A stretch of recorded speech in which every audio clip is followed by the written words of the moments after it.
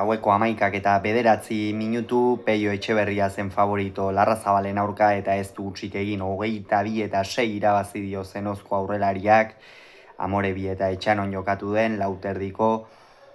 maila nagusiko final laurdenetako ligaiskako B multzoko bigarren norgehiagokan eta honen bestez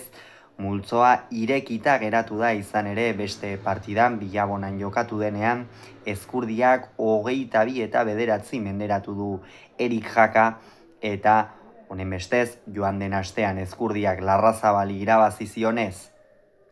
eta Jakak berriz Peio Etxeberriari eta Jakak gaur galdu egin duenez eta Peiok berriz irabazi, datorren asterako multzoa irekita geratuko da. Hala ere, badirudi batetik Joseba Ezkurdia barruan izango dela, Iker Larrazabal kanpoan izango dela eta bigarren postu hori Jaka eta Peio Etxeberriaren artean borrokatuko dutela. Beno, egia esan partida ez du kolorerik izan. Hasieratik Peio oso ongi hasi da,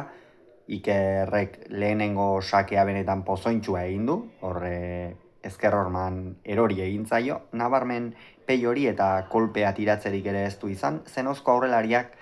baina hortikan aurrera jaun eta jabe izan da, 12 eta 3 iritsi da lehen etenaldira, eta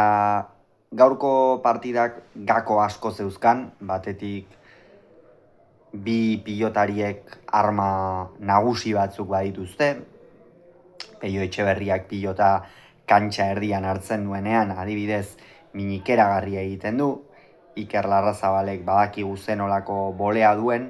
gaur bi pilotarien xedea bestei aurkariari horiek ekiditea izango zen, eta Peiok bai lortu du, Larrazabalia une oro defentsan aritu daita, baina Iker oso bigun ikusi dugu. Sakeak eramaterako garaian batez ere asko kosta zaio eta askotan ezker hormatik garbi irtendako sakeak izan dira, inongo zailtasunik gabeak Larrazabal bezalako pilotari batentzat, baina horiek ez ditu eraman, 12 eta 3ko horrek erabat ondoratuta utzi du Olabezarko aurrelaria, horrez gain Peiok oso praktiko jokatu du. Etzen erraza, beretzat, gaurko egoera bi gauzengatik, batetik noski joan den astean Jakaren aurka galdu egin zuelako,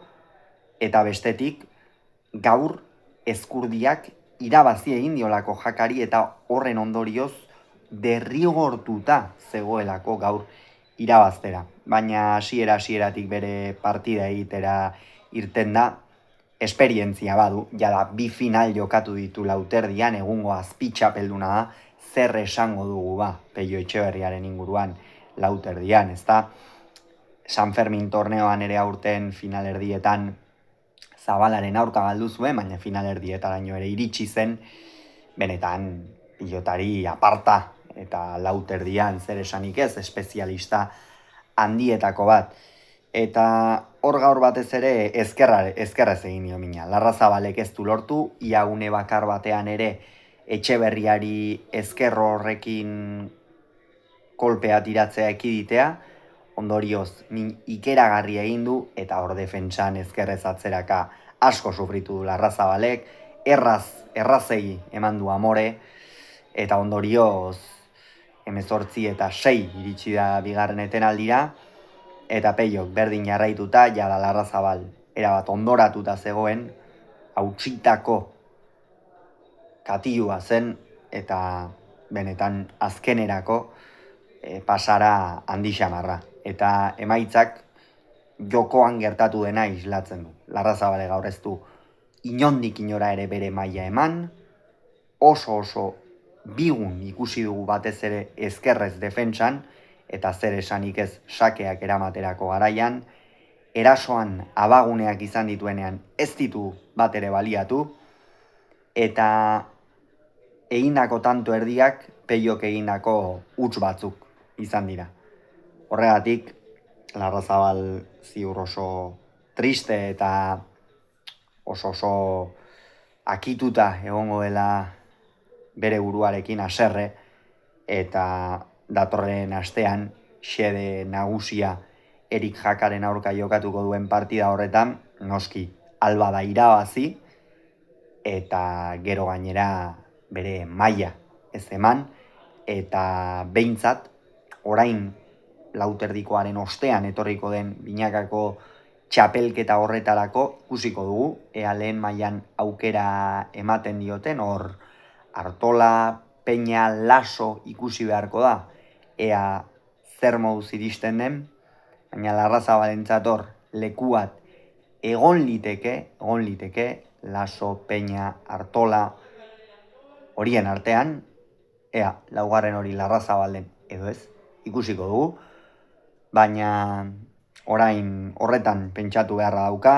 eta gaurko partida lehenbailen aztu. Azteko moduko partida izan da, Peiorentzat oso puntu garrantzitsua,